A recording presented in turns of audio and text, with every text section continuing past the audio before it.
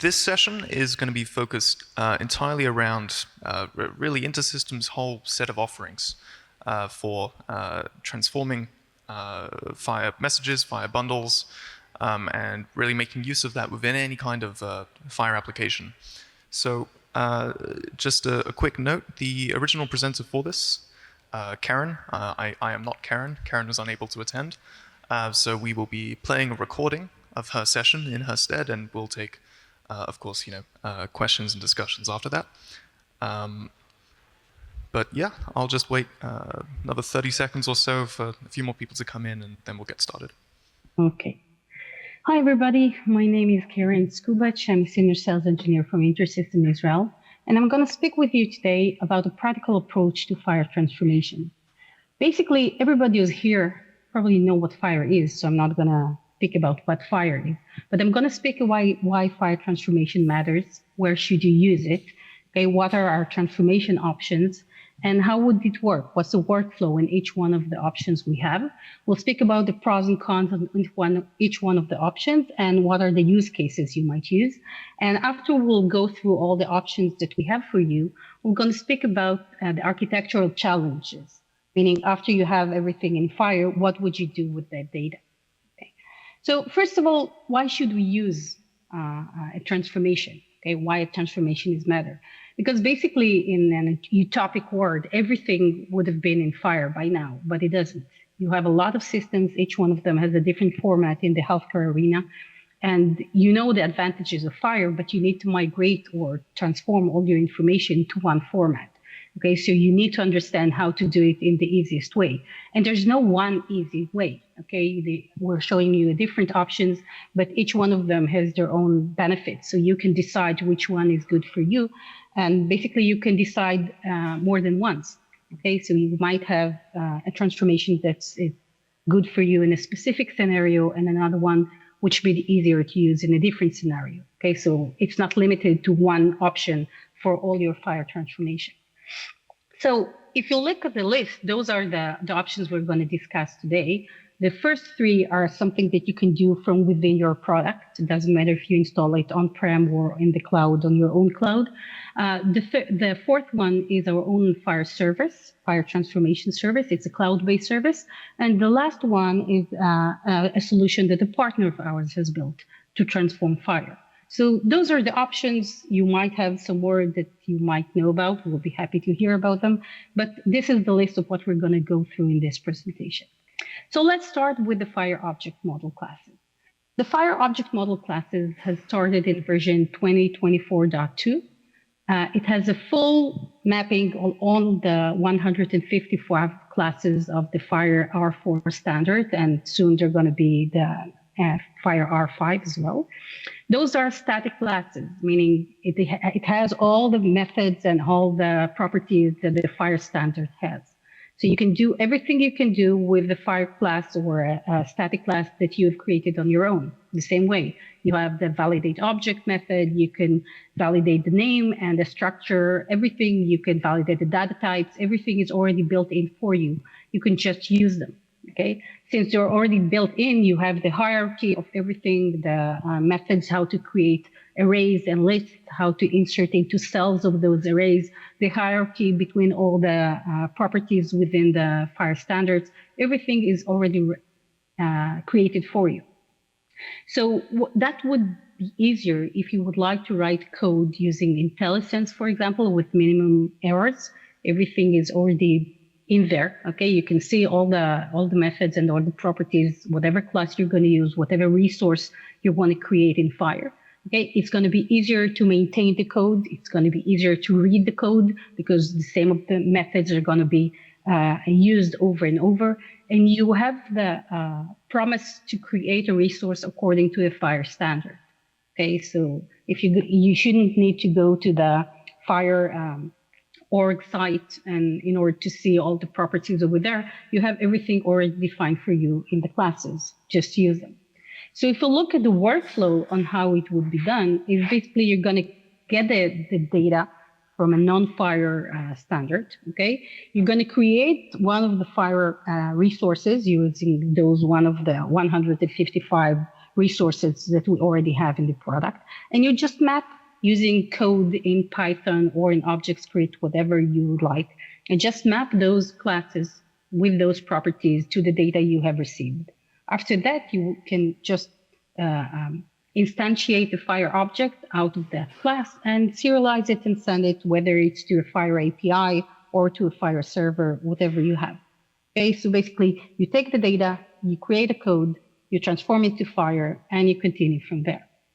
What you'll just need to remember is, first of all the classes are in a certain package, HS FHIR model R4, all the classes are over there. You have a FHIR ID property that would encapsulate the logical ID of that property, because usually if you already worked with our classes, we have an ID property. Okay, so we don't use the same one. We're going to distinguish that ID property from the FHIR ID, which you're going to have in those FHIR classes. We have some utility methods for all of those classes. For example, an include method that would allow you to create a new object. Okay, and if you have a property which is of a type of an object and not the data type, so you'll have an include property for that object. You'll have the make entry that would allow you to create an entry in a list or in an array. And you have those conversion methods that would allow you to convert to from this class to other variants, for example, to a dynamic object, to a string, to an XML, and so forth. So if we look at the sample of the code that we have over here, so what I've created is simple code that would allow you to create a FHIR resource, in our case, the patient resource. I'm going to initialize some data into those properties, and then I'm going to convert this to a string. Okay, so the first line is basically create a code. Okay, create a patient. If I'm creating a patient, what I have over there is I'm just calling that resource, that class. I already have it. Then I'm going to create a name property. The name is an object. It's not a simple data type. So I need to create it using the include method. Okay, include name. So I have now a name property. This one is not a simple property. It's basically a property that has entries in it. So I'm using the make entry, okay, because it's a list. And then I'm going to enter the data into a simple property like the family. And then I have another include method that would allow me to create the given property. Okay, the given property is a list as well. So I'm creating it and then adding it. Okay, adding the value. I'm just going to add it to the name itself, and then I'm convert everything to string. So basically, I'm creating this FHIR resource using classes and methods and properties that are built in the product. I don't need to remember anything. Everything is out of the box over there. So what would we like to know? So the next thing is to understand when would you use it? What's the benefits? Okay, so the first benefit is you have the correct structure. You don't need to learn on your own all the properties or to go back and forth with the FHIR org site. The second one is the fact that you can transform to different kinds of formats, whether you like a dynamic object out of this class or a string or an XML. The disadvantage of this transformation method is the fact that you need to learn this object model, meaning you'll need to understand what are those include methods, okay, or the make entry methods and how to use them, okay? And if you have a complex mapping, meaning you have a large resource with a lot of properties and hierarchy within it, you might need some more code. So your method is going to be quite large. A lot of lines of code you'll need to maintain in order to create this property. So this was the first option, okay? You write in code using static methods that has all the properties and all the information and all the structure, which is quite different from the second option. The second option is using a dynamic object. Using a dynamic object is basically using a structure that is, of course, dynamic, but it's flexible. It's a JSON-like structure. It doesn't have a schema. Okay, you define whatever property or whatever hierarchy you'll need within this object. Okay, but this is the advantage, but also the disadvantage. Okay, because you'll need to understand what you want to create. Okay, those are represented using two classes, the percent dynamic object and the percent dynamic array. It's not only for FHIR, by the way, okay? You have it in previous versions of Iris and Health Connect as well. You can create, using those classes, any type of JSON format, okay? Every type of JSON object you would like. In our case, we're using it to create a FHIR resource. So the advantage, of course, is the fact that you can create quite easily an unexpected structure. Okay, you can define whatever you like within it. You don't need to understand the name of the methods. You don't need to understand the name of the properties up ahead. You can just create whatever you like. And you convert it to and from JSON because you have conversion methods that would allow you to do that, to JSON and from JSON. Okay, and it's quite easy to use them, even if you need to change something within the data while it's being transferred. For example, even if you can receive a FHIR resource, but you want to change it just a little bit, remove one of the properties or add a new property or update the meta tag.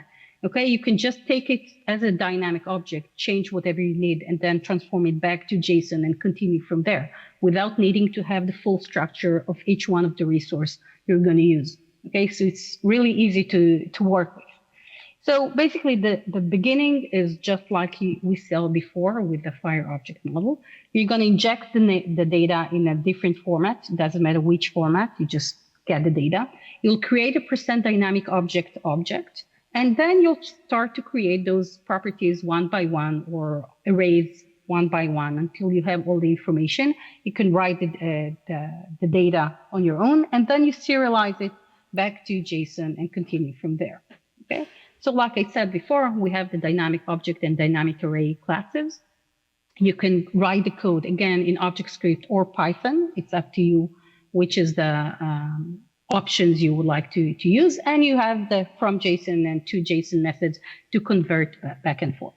So if you look at a sample of the code over here, you can see that we've created two objects, okay? Two dynamic objects, one for the patient and one for my name.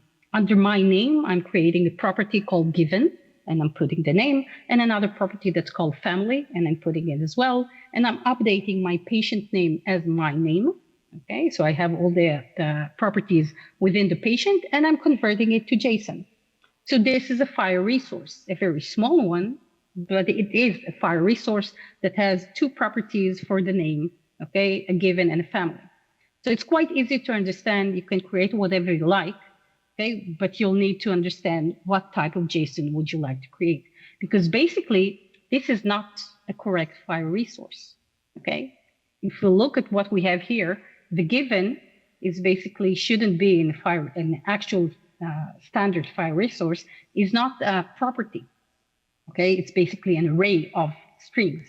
So the actual thing I should have done here is create an array, okay, and then enter in the first cell of that array the first name, because the person can have more than one name.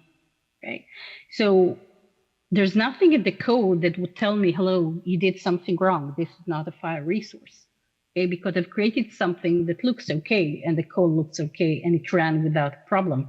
But the outcome wouldn't have been anything similar to correct FHIR resource.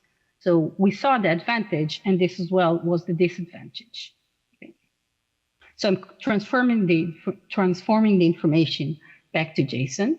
And as you can see, I can create any structure that I like without predefining any structure. Okay, I can create something based on JSON. However, it's less safe from the structure point of view because I'll need to understand the format and to understand what do I need to create.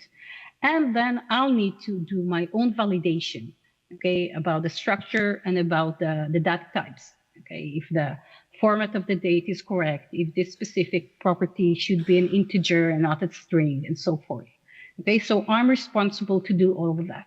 So the first option was having the maximum of structure that someone has created for me in the product, and I'm just using it. This is the other way around. Okay, this is the less structure that you like, but you'll need to do all the validation on your own. Okay, both of them are written in code. Each one has their own way to use it, and it's up to you to decide which one is going to be better. So we saw how to write it in code. how would you like to use a transformation using SDA? In order to use SDA is our own structure. SDA is basically a structured data architecture. Okay? SDA is our own structure that we've created. We're using it within our product in HealthShare for clinical data normalization. So it's not a new standard, if we'll say it like that. So we'll need some clinical structure that all our products can use, okay? And we would not rely, we would not rely on a certain thing, okay? On a certain version or outside standard. So SDA is our own internal standard. If you look at it, you'll see that it's basically a container that has a lot of information within it, okay? The only one which is mandatory is the patient, okay? It should be only one patient in a container, and it's a mandatory one. Everything else can be or not be, okay? So everything else is optional, and they can have more than one. For example, if I'm looking at allergies, okay, a patient can have more than one allergies or more than one encounter and more than one procedure. Sorry. Okay, so this is the structure. It's similar to a FHIR bundle, if you look at it like that, but it's much more simpler. Okay, so it allows you to transform your information later on to FHIR by using our own built-in transformation and our own mapping tools. So if you can understand how this works, you can map your own data to this, and we'll manage to understand and take this information and convert it to FHIR for you. Okay, so it's a simpler structure. It's within your product, and you can just use it. So those are the two items that we have within any SDA container. Sorry again. So if we'll speak about the workflow, okay, we take the information, doesn't matter what format it is, and we'll use probably a DTL in order to convert it to an SDA format. Okay, you saw the SDA format in the previous slide. So all you need to do is map your own data to an SDA format. Less complicated than FHIR. You can just drag and drop the information you like. And then once it's done, we'll use our own predefined mappings that would transform your information to FHIR. And from FHIR, you can expose it as a FHIR resource and send it to a FHIR server or send it to a FHIR API. So like I said before, Health Connect and HealthShare already use this kind of structure. Okay, we have our own SDA to FHIR transformation engine. We have our own pre-built mapping templates. Okay, but you can customize them. Okay, those are not hard-coded. You can enter those customizations or inherit from those mappings and add your own customization to the mapping if it creates a FHIR which is not to your liking, because FHIR is indeed a standard, but it has a lot of options on how you would map your information in those resources. So let's see how it's done within the production. This is a simple DTL. On the left side, you can see my own message. Okay, it has nothing to do with FHIR or SDA, just a simple message with the information I received. In our case, we have the demographic data of a certain patient, but we also have the blood pressure, its height, the visit date, and the visit summary.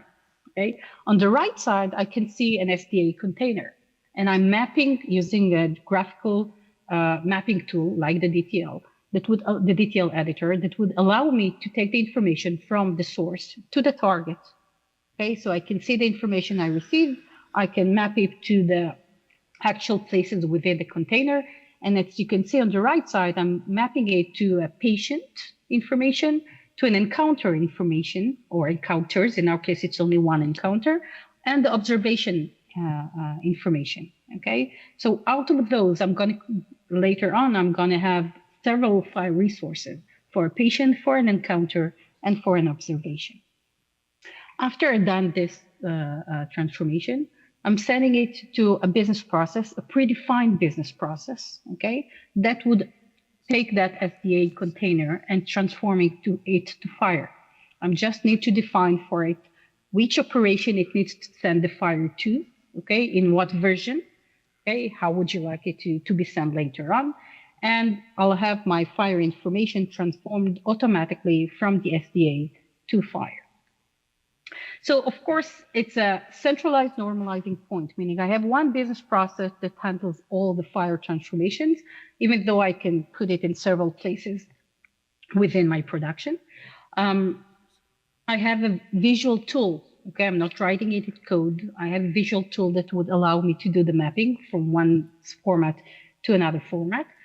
I do, however, would need to learn the SDA structure. Okay, it's less complicated than FHIR, so it's going to be easier to understand how we would like to put everything there. If my information, my source data is quite large, the mapping might be complex, but you have it in other DTLs as well. The longer or the more complex transformation you need to do in a visual tool, it's going to be much more problematic to handle all those lines within your DTLs, but it's doable. And it's more difficult to customize because you'll need to understand how to customize our own mapping. This is not something you've created. This is something that we've created, and you're using it and customizing it to your needs. So you'll need to understand how to do that. So this is the third option. Okay, use an SDA, meaning transform your data to SDA. We'll manage to map everything from SDA to FHIR for you on our own, and you can customize it later on.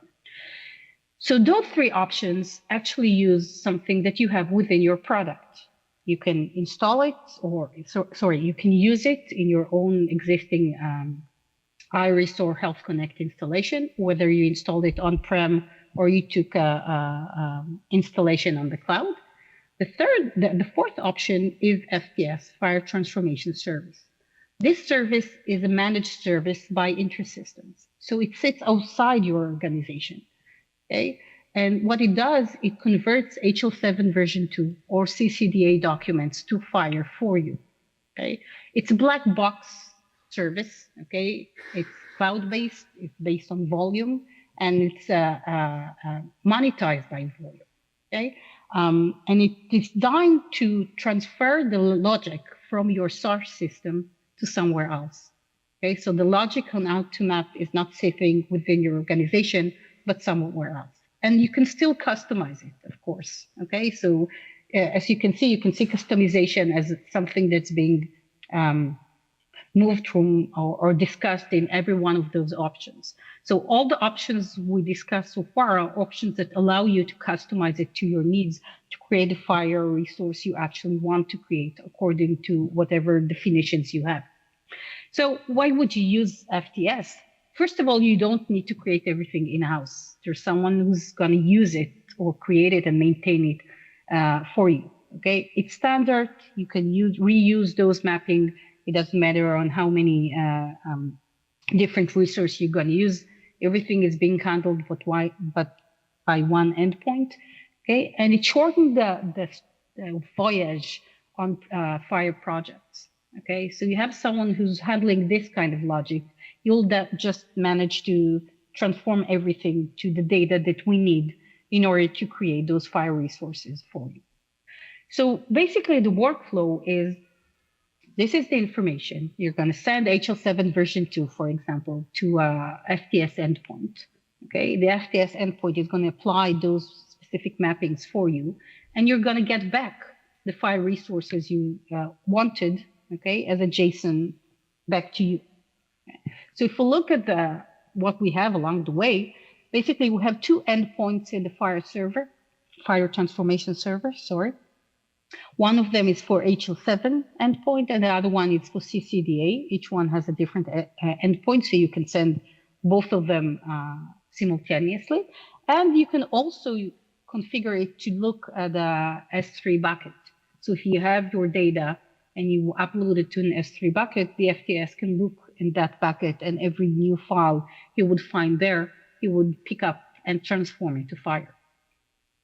After running the service, okay, running the transformation, the resulted data, the FHIR resources, is going to be sent either to our own FHIR server, someone else's, God forbid, someone else's FHIR server, or we can put the information, send the information to an AWS Health Link. Okay, this is up to you where you want to put the data at. So what can you customize?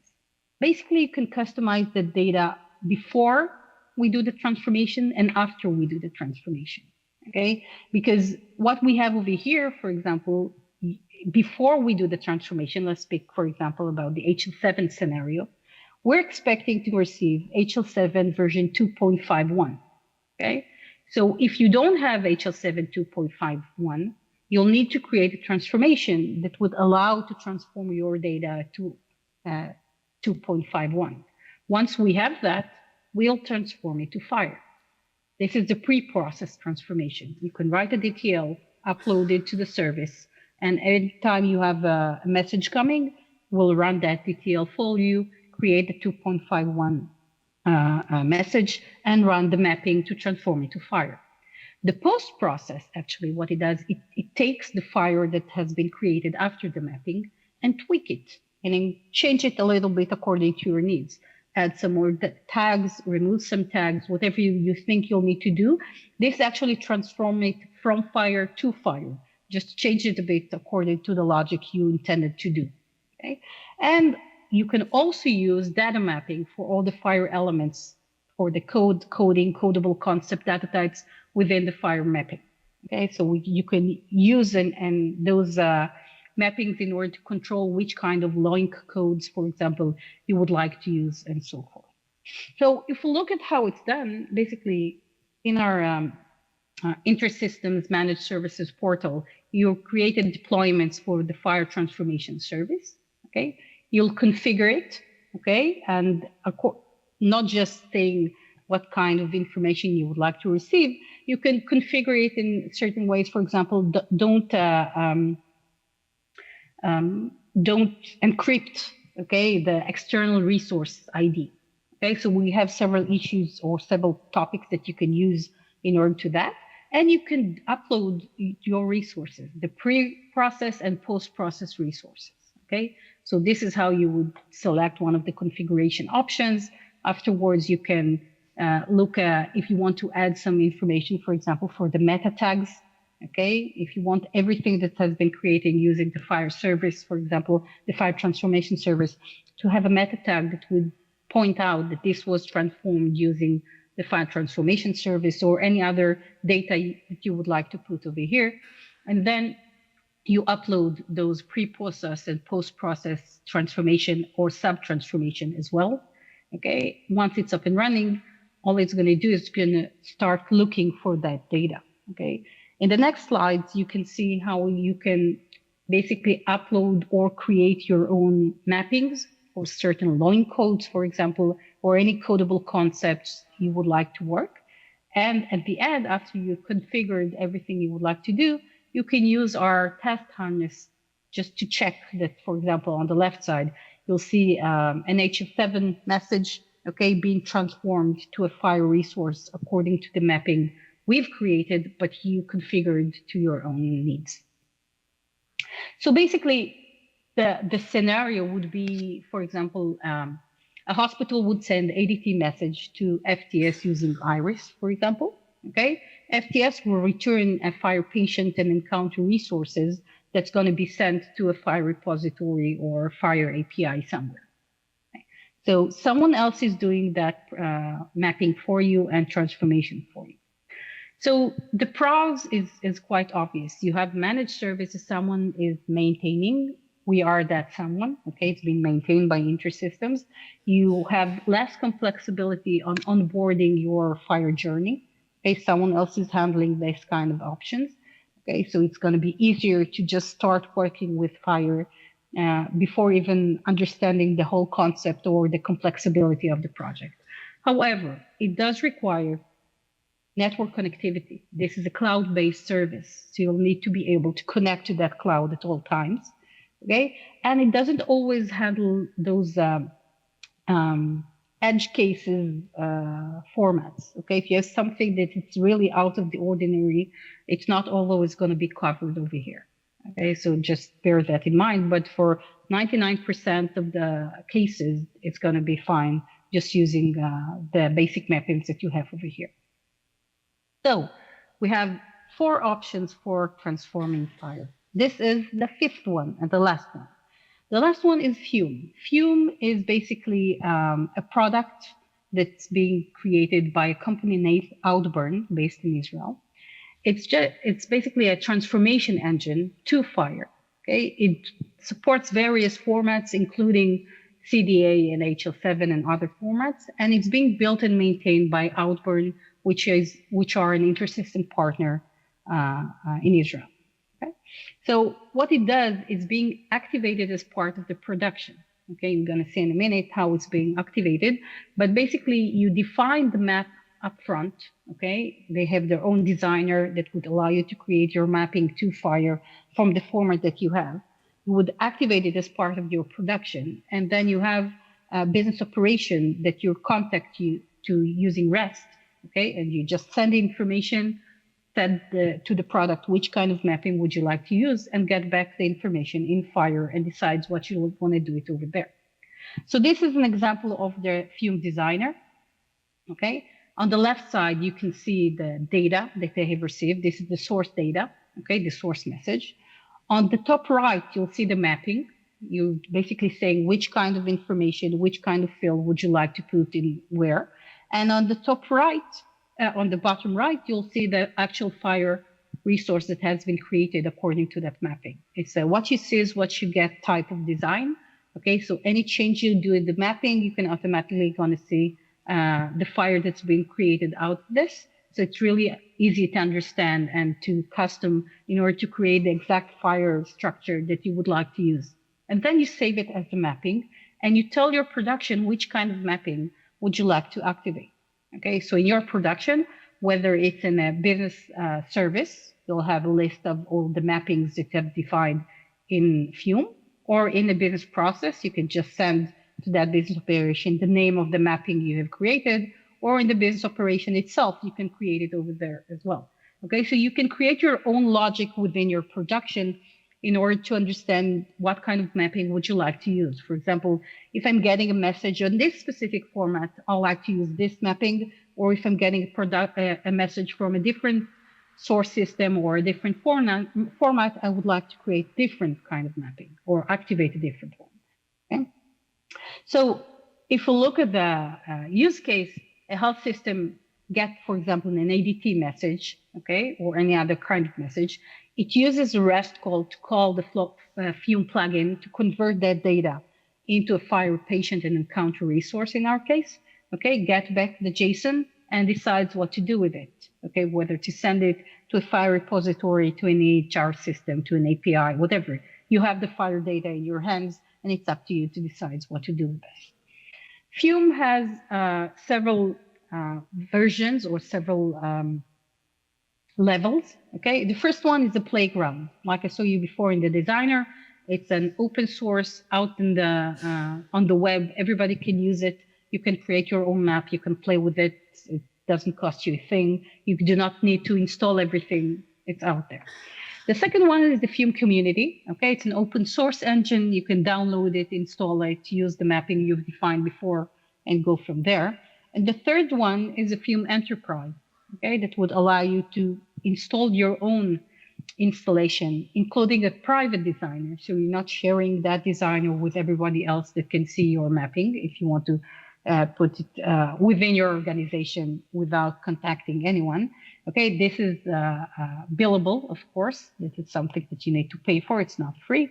And it includes other services and support as well. If you need some more information, you can find the link down below, or just access me, or just look for Fume plugin or Fume by Outburn, and you'll get the information. So you have a modular architecture. Okay, it's quite flexible. You can use the same mapping over and over. The designer, like I showed you before, what you see is what you get. Quite easy to understand what kind of FHIR you're going to have at the end while you're still building those mappings. But it does require the plugin management. You'll need to understand how to install it and when to use it. And there is an initial learning curve in order to understand how to do this. So you'll need to invest some time in order to understand how it works. So if we look at those 4 ways of transforming to FHIR, okay, I think we understand that each one has their advantages or disadvantages, and each one has their own typical use case to do. Okay, but I think what it's in common to all of them is the thing that you need to understand first is to start in clear understanding what are your mapping needs and requirements. Okay, once you have those, you can just start to decide which one of the options is the one that's correct for you. Okay, if you don't understand what mapping needs you have, it would be difficult to understand what kind of solution you would like to use in order to transform it. Once you have those needs and understanding, you can decide what is the best one for you. And like I said at the beginning, you can use different methods, okay, for different needs. It doesn't have to be only a certain method for this certain transformation method for this organization, okay, or for this specific project. And of course, at the end, don't forget to test it with real world data samples. Okay, don't create your own HL7 and use it. Just take something from the actual system and try to work it with this. You'll see how many creative ways people are using different kind of formats in the actual world, especially if you didn't think about it, and it might fail your transformation because you didn't think someone is going to create something that weird. So bear that in mind.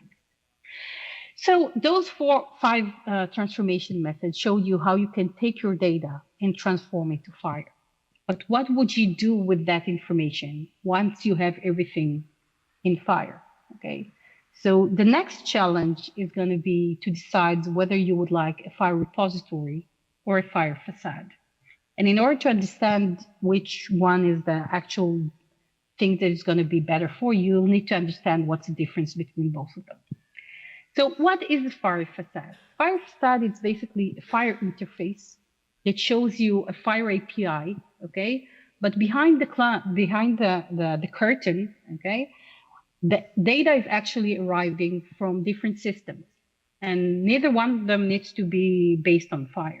Okay, so you have something that looks like FHIR, seems like FHIR, talks like FHIR, but it's not originated from a FHIR system.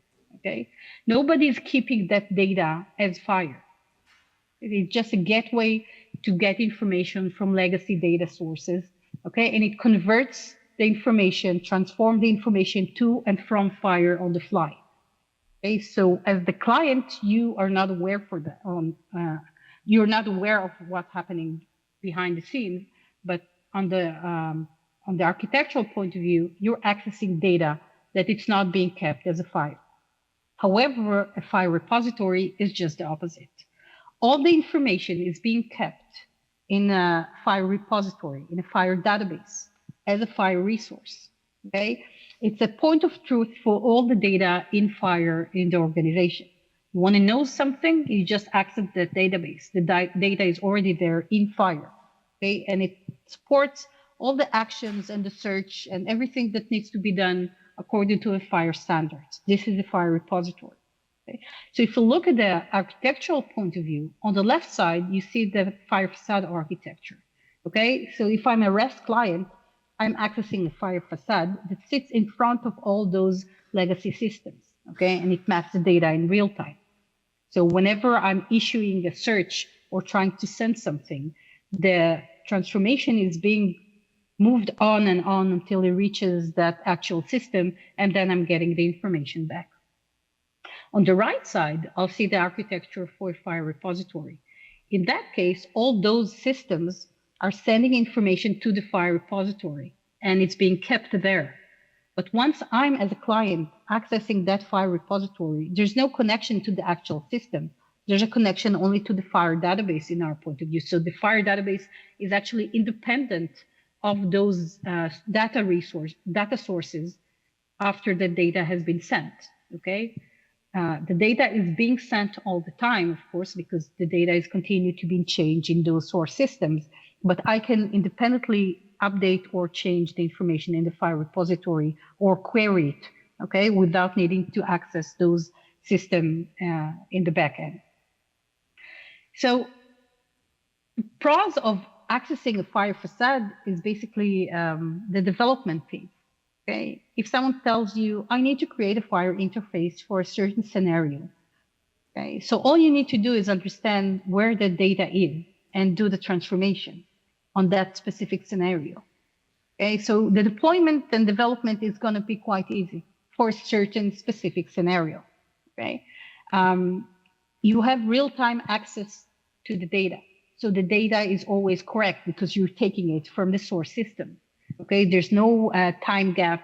You're not getting the information, 5 minutes later or an hour later, or I don't know, only at night or whatever.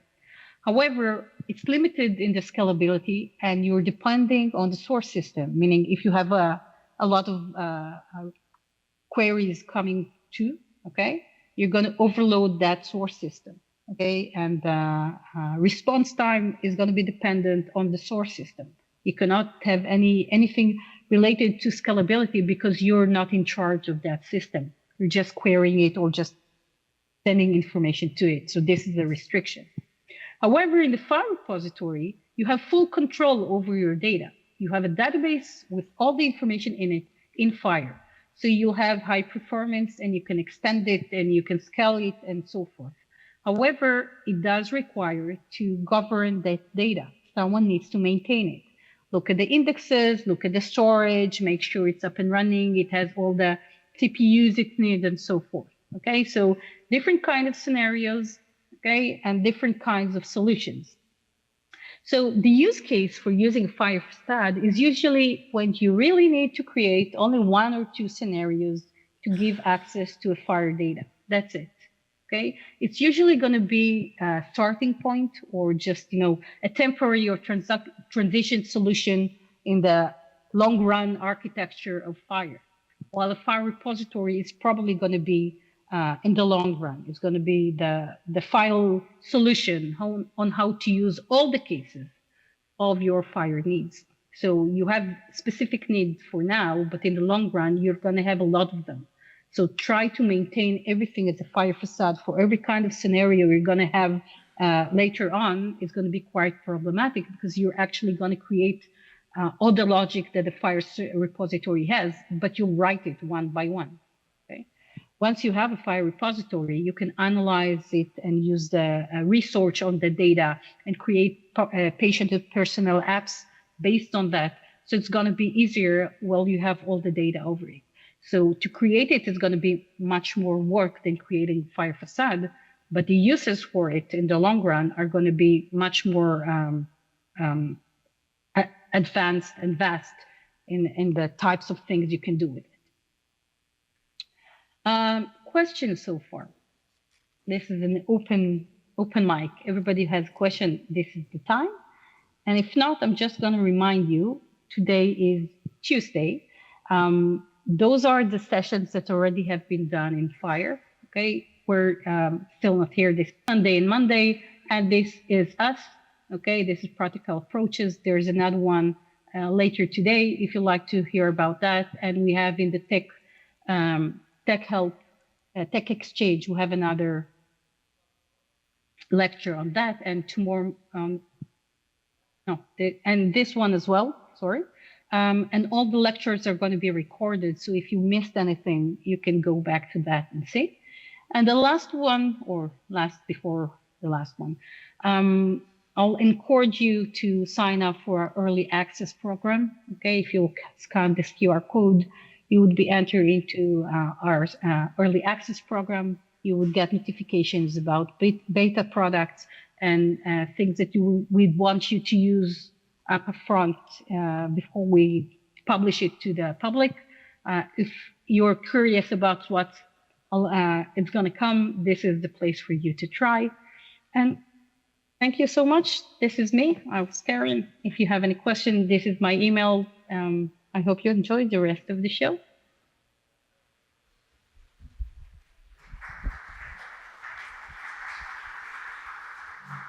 All right, thank you everyone, and thank you Keren, remote.